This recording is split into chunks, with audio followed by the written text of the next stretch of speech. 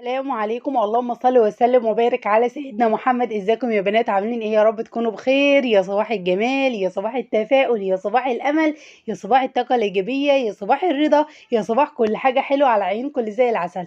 النهارده بقى يوم جديد وفيديو جديد. بس قبل ما نشوف الفيديو بتاعنا، يا ريت لو انتوا لسه جديد على القناه واشتركتوش تنزلوا اشتركوا في القناه وفعلوا الجرس عشان يوصلك كل جديد. النهارده بتاعنا مختلف جدا غير الفيديوهات اللي كنا بنعملها. النهارده فيديو فوق الممتاز. هتعملي ايه يا ام جنى؟ عايزه اقول لكم قبل ما اقول لها احنا هنعمل ايه، فاكرين لازم كل سنه نجيبها ولازم كل سنه ناكلها، وكل سنه ما كنا بنجيبها سواء السنه اللي فاتت والسنه اللي قبلها بيكون سعرها بسيط وعلى قد ايدينا وكمان موفر، وما كناش بنحمل هم ايه، هم شراها. لكن دلوقتي سعرها بقى مبالغ فيه. السعر بيبتدي من 110 ل 150 ل 160، كل نوع له سعر معين.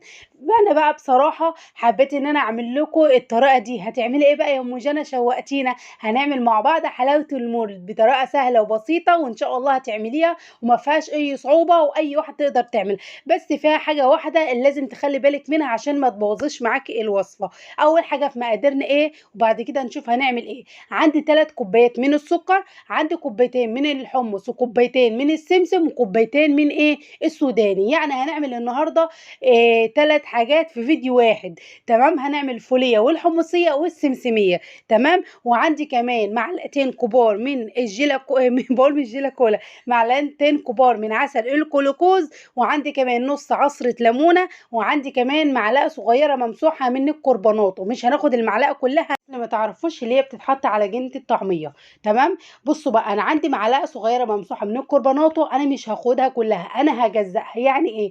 يعني الكراميل اللي انا هعمل له السوداني هاخد منه شعرة، الكراميل اللي انا هعمله للحمص هاخد منه شعرة، الكراميل اللي انا هعمله مثلا للسمسم هاخد منه شعر. يبقى كده معانا ايه، معلقه. وعايزه اقول لكم كمان دي مش اول مره مثلا ان انا اعملها، انا عملتها قبل ما اصور الفيديو اصلا. يعني قلت ايه، ما اجربها الاول مثلا واشوف هتنجح معايا ولا كلام في الفاضي ولا ايه بالظبط، واشوف النتيجه، ومثلا لو حاجه وقعت مثلا اظبطها ازاي، ولما اجي اعمل الفيديو اظبطه ازاي.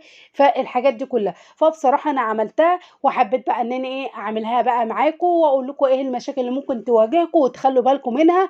وعايزه اقول لكم كمان، كنا ساعات ما بنجيب الحلاوه دي، كانت ساعات مثلا ما نيجي نحطها بقنا ونيجي مثلا نكسرها ما كانتش بتتكسر.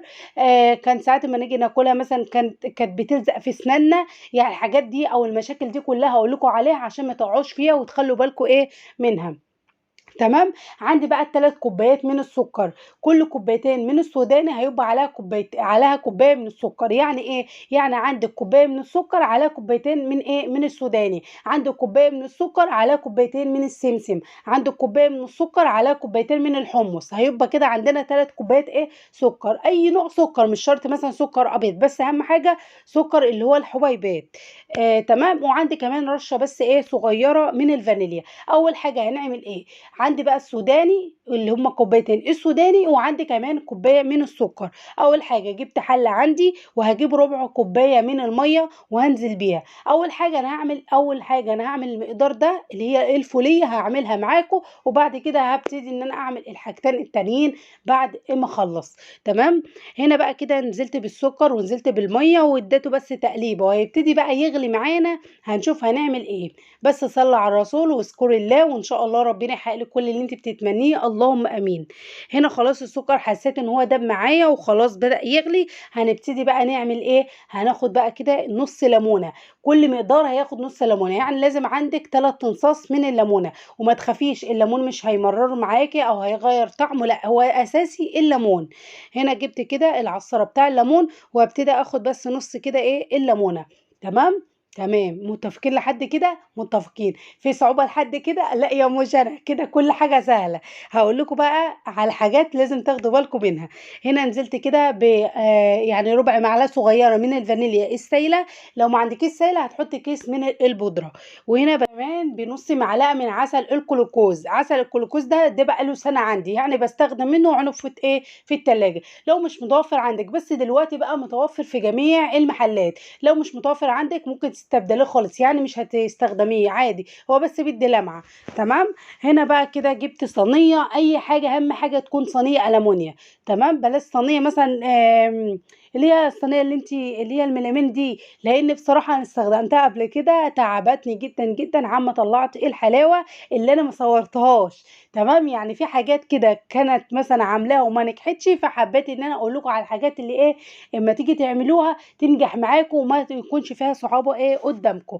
تمام. جبت كده صينيه وحطيت عليها كمان ايه ورق زبده. لو مش متوفر ورق زبده هتكتفي بس ايه بمسحه من الزيت وخلاص، بس يعني ايه, مسحي شويه زيت محترمين عشان ما تيجي تطلعيها ايه تطلع معاكي. تمام. فرشتها كده في قلب الصينيه، وبعد كده هبتدي ان انا اجيب بقى المقص واشيل ايه الزيادات. تمام. تمام. زيادات، وكمان فرشة صينية ركنتها على جنب. اوعي تعملي نفسك نصحة وتلقي مدهن كمان ورق الزبدة برضو احتياطي، لا هتلزق معاكي. تمام. هنا بقى كده عندي بقى السكر بتاعي بدأ لونه ايه يغمق شوية. في الخطوة دي هبتدي ان انا اجرب معاكم الخطوة دي ولازم تعملوها. جبت شوية مية ساقعين من التلاجة وحطيت كده شوية من السكر، لقيتها لسه طرية. شايفين؟ هوريها لكم اهي. بتتشكل معايا لو عملتها كورة وطريه. لا انا عايزه اما اجي امسك القطعه من السكر واجي اضغط عليها بايدي تكون ماسكه وجامده. يعني برضو دلوقتي دي كده لسه عايزه شويه على النار. حطيت بقى السوداني بتاعي كده على في الطاسه وحطيته على النار، وببتدي ان انا اقلب فيه كل شويه وعلى نار هاديه. كل شويه اقلب فيه. انا عايزه السوداني يسخن معايا بس في نفس الوقت ما ياخدش لون. تمام. اعرف ازاي؟ كل ما تقلب وتلاقيه لسه ما سخنش سيبيه على النار. لكن لو لقيتي سخن وايدك ما اتحملتش السخونيه او مطفيه ايه ومطفيه عليه. بس اهم حاجه اوعي تسهي عنه عشان ما يتحرقش معاكي او يلون. لكن السوداني ده هو كان ملون يعني ما كانش فاتح قوي، بس الافضل هات الفاتح. تمام. تمام كده. خلاص كده لقيته لسه بارد شويه، فهسيبه لسه ايه كمان شويه على النار. بعد كده بقى هنشوف بقى السكر بتاعنا اللي اتكرمل. اهم حاجه خلي بالك ما يكونش جنبك اطفال، ما يكونش جنبك اي حد صغير، لان اللسعه بموتة. يعني عايزه اقول لكم انا اتلسعت يعني اتلسعت لسعه صفات. تمام. هنا بقى كان اخر مرحله، بقى نبتدي ان احنا نشوف مع بعض جمدت ولا لا، مسكت ولا لا، هتتشكل معانا ولا لا. تعالوا شوفوا. شايفين؟ تحس ان هي قطعه كده من الكراميل. هوريكم واسمعوا معايا الصوت كده. المطلوب اهم حاجه اوعي تغمقيه او تحرقيه، خلي بالك منه. بعد كده هنزل بس بشعره كده من الكربونات اللي بنحطها على عجينه الطعميه. بسم الله الرحمن الرحيم. خلي بالك بقى عشان اول ما بيتحط بيعمل فوران. ماشي. هنا كده حطيته وعمل بقى معايا الفوران اللي شايفينه ده، اديته تقليبه. وبعد كده هنزل ايه بالسوداني اللي احنا مسخنه مع بعض. ليه بعمل الحاجه دي او ليه بسخن السوداني وبعد كده بنزل عليه؟ لما يكون السوداني ساخن هيمسك معايا وكمان هيقفش معايا ويبقى قطعة واحدة. لكن لو بارد صعب ان هو يمسك. تمام. هنا بقى كده قلبتهم بقى مع تقليبه كده كويسه، كله اتغرق بصوص ال اللهم صل وسلم وبارك على سيدنا محمد، بصوص الكراميل. نبتدي بقى ننزل كده بقى بالسوداني في قلب ايه الصينيه. فخلي بالك بقى في الخطوه دي برضو، لان برضو اتلسعت بيها كذا مره وانا بعمل ايه الفيديو. يعني يا دوب اتلسعت حطيت ايدي في بقي. يعني السخونيه شديده جدا جدا، وكمان الجو حر فساعد اكتر. هنا بقى جبت كده المعلقه وبدات بقى ان انا ايه اوزع كده السوداني في كل حته، بس ايه على الحرف. يعني ما اسيبش حته في جنب وحته في جنب، لا انا عايزه كلها في حته واحده، بس ايه افرده كويس. تمام. عندك مثلا معلقه خشب برضو استخدميها بتكون احسن وافضل من المعلقه اللي احنا بناكل بيها، لان لو المعلقه اللي احنا بناكل بيها وحطيناها في قلب كده السوداني هتسخن معانا وايدينا هتتلسع على طول. تمام. تمام يا ام جنى. انت زهقتنا بكلمه تمام، بس ايه انتوا واخدين على كده بقى مش مشكله. تمام. بعد كده بدأت بقى ان انا ايه اركنهم على جنب كده او ايه اخليهم على جنب، عشان عايزه كل حته تكون ايه فيها ايه السوداني، بس تكون على جنب واحد اهو زي ما انتم شايفين كده. لو لقيتي بقى المعلقه بتلزق هتجيبي طبق فيه شويه زيت محترمين ويبتدي ان انت تنزلي بالمعلقه وايه وساوي، انزلي بالمعلقه ووزعي. الزيت بيدي ماده عازله كده ان المعلقه ما تمسكش فين في السوداني. هنا بقى هبتدي ان انا ايه بصراحه هجيب بقى السكينه بصراحه عملت معايا شغل جامد، نجزتني بمعنى اصح. بدات بقى ان انا كده اسوي من الجنب اهو زي ما انتم شايفين كده، واسوي برده من الناحيه دي عشان كلها تكون قطعه واحده، ما تكونش حته من الجنب عاليه وحته واطيه، ما تكونش حته مثلا من فوق تخينه وحته مبططه او حته رقيقه. مش عايزين كده، عايزين كل الحلاوه زي ما احنا بنجيبها من بره نعملها بنفس ايه الطريقه. حطيت ايدي بقى كده في قلب الزيت وبدأت إن أنا أعمل بإيدي، فبصراحة إيدي ما اتحمّلتش السخونية. جِبت بقى بطاطا عندي وبدأت أمشي كده على السوداني عشان أبطّطه ويكون كلّه سِوَى واحد كده من فوق. تمام، تمام. بعد كده هتعملي إيه بقى يا أمّو جنى، الخطوة دي برضه خلّي بالكم منها، هي فيها خطوات كتير بس سهلة وبسيطة. قبل ما يجمد بحاجة بسيطة، جيبي السكينة وبلّها زيت وابتدي امشي كده بالطول. لو جمد وأنتِ ما قطّعتيش اعرفي إن أنتِ هيلزق في قلب الصينية وهتيجي تاكليها مش هيتكسر معاكِ بسهولة. فيا دوب بس خلاص اتشمّع معانا وبدأ إن هو ينشف، ابتدي جيبي السكينة وقطّعيها كده قبل ما يبرد. بعد كده هنعمل إيه بقى، زي ما أنتم شايفين كده أهو، بابتدي إن أنا كده ابتدي أعمل بالطول أهو، بالطول بس. حابة تعملي مثلًا حتّة صغيّرة اعملي بالعرض كمان، بس إحنا بنجيب الحتّة كده طويلة وتملي العين. تمام؟ تمام. نفس النظام اللي أنا عملته في السودانية أو الفولية هنعمله برضه في الحمصية. تمام. هنا برضه أهم حاجة تكوني سريعة وما يكونش حد جنبك، ما تكونيش متوترة، تكوني بالك رايق وتكوني كده هادية عشان يطلع من تحت إيدك شغل، وتكوني تعملي حاجة كده وأنت مرتاحة عشان برضه الحاجة تطلع كده حلوة. يعني لو أنت زعلانة ومتضايقة ومش عارف وأما تيجي تعملي حاجة مش هتطلع برضه حلوة زي ما يكون بالك رايق كده ومبسوط. يروق بالنا وبالكم ويصلح حالنا وحالكم اللهم آمين، ويهدي ولادنا اللهم آمين. هنا بقى كده سويتها وجبت كمان البطاطا وبدأت أمشي عليها كده وأعمل نفس النظام اللي عملته في الفولية. السمسمية نفس كل اللي انا عملته ده هعمله برضو في السمسمية وهظبطها كده. وبعد كده هنعمل هنقطعها برضو وهي كده لسه سخنة بس مش سخنة قوي، يعني سخنة كده بدأت تهدى معايا. وبعد كده نحطها في حتة هوا، تحطها تحت الكنبة، تحطها مثلا في البلكونة، تحطها مثلا فوق السرير وتشغلها على المروحة. اهم حاجة حتة هوا، بلاش حتة سخنة لان مش هتهدى بسهولة لان الجو الجو حر.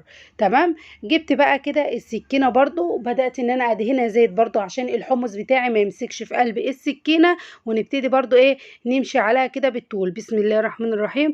بالراحة بقى وانتوا بتعملوا كده، وربنا يحفظنا ويحفظكم يا رب، وربنا يبعد عننا النار وعذاب النار اللهم امين. بالطول زي ما انتم شايفين كده اهو بيتقطع معايا بكل سهولة. خلصت بقى الكمية كلها هدخلها بقى الأوضة، أهم حاجة هدخلها في حتة فيها هوا كده. الكمية بتاعتنا وظبطناها ومسكت نفسها. هنبتدي بقى كده نبتدي ان احنا بقى نطلعها في من قلب الصينية.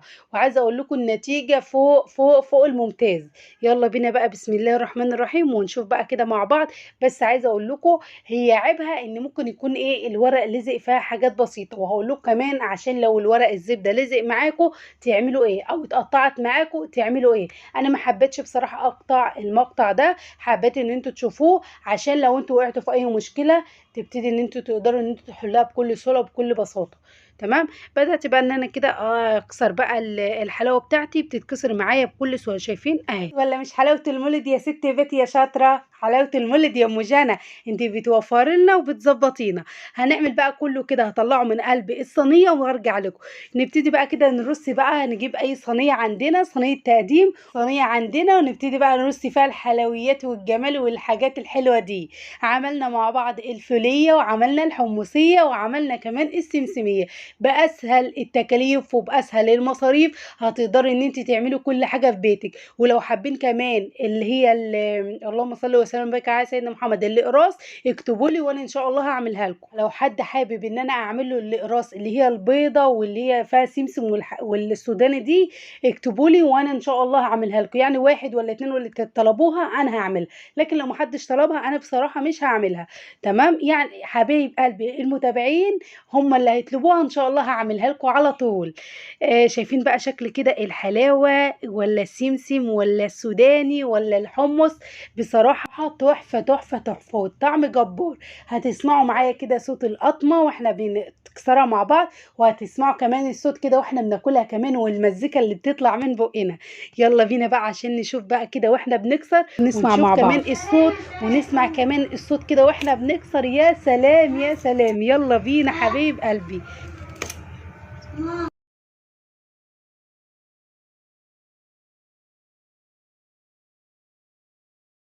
قلبي قلبي قلبي السمسمية. تعالوا برضو نسمع صوت الحمصية، برضو نفس النظام.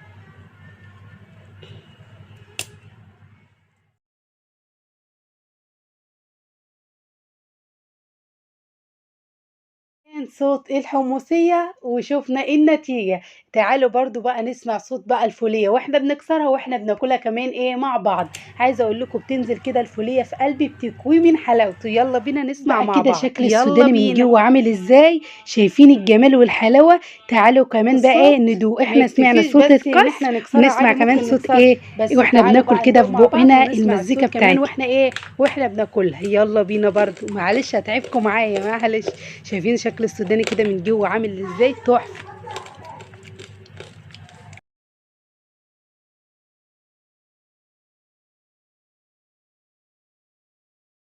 النهارده وايه رايكم بقى في حلاوه النمود اللي احنا عملناها مع بعض بطريقه سهله وبسيطه ومش مكلفه. بنروح نشتريها بالغلا وبالكوا وبقت قد كده، وكمان سعرها بقى مبالغ فيه. بقلل المقادير وبقلل الطريقه، ان شاء الله هتعمليها وهتنجح معاكي من اول مره. ما تنسيش بقى تشتركي في القناه وتفعلي الجرس عشان يوصلك كل جديد. التكلفه اللي انا اتكلفتها كانت 60 جنيه. ليه؟ لان جبت من كل نوع من المكسرات